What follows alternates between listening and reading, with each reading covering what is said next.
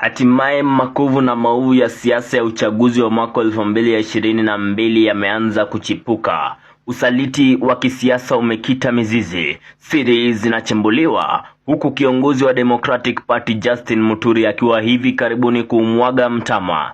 Muturi amefichua kwamba miezi kadhaa kabla ya uchaguzi wa 2022, William Ruto aliwaalika makamishna watatu wa IEBC nyumbani mwake Karen kwa mkutano binafsi tena wa siri. Makamishna hawa wakiwa Wafula Chebukati, Boya Molu na Abdi Gulie. Kumbuka kuwa hawa ndio makamishna pekee ambao walishikilia msimamo kuwa Ruto alikuwa ameushinda uchaguzi huo, huku makamishna wengine wanne wakijitenga na matokeo hayo.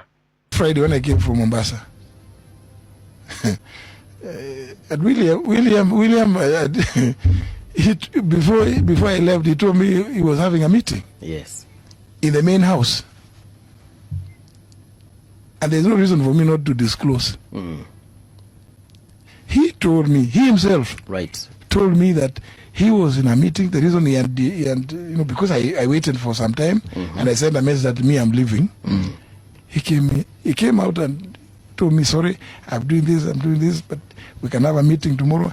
I'm with some 3 gentlemen. Okay. Which ones? He told me himself.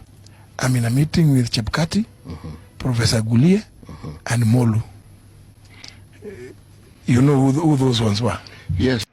Na baada ya mkutano huo wa siri, kama anavyosimulia Muturi, imani yake Ruto kwamba ataibuka mshindi ikaongezeka ghafla, jambo ambalo liliibua maswali mengi akilini mwa spika huyu wa zamani. Of course, he had confidence and that, the two of you seem to have been very close confidants. You spoke about very many things in detail. Yeah, because I gave him the confidence that I'm not bothered about positions. Muturi anaendelea kuumwaga mtama zaidi ya kwamba hii ilikuwa siku moja tu kabla ya kutangazwa kwa Rigathi Gachagua kuwa mgombea mwenza wa Rais Ruto. May 2022 when he called me, just before, that was a Friday. And the next day, Saturday, so the meeting going late into the night. Before the next day, Sunday, he names Rigathi Gachagua as his running mate.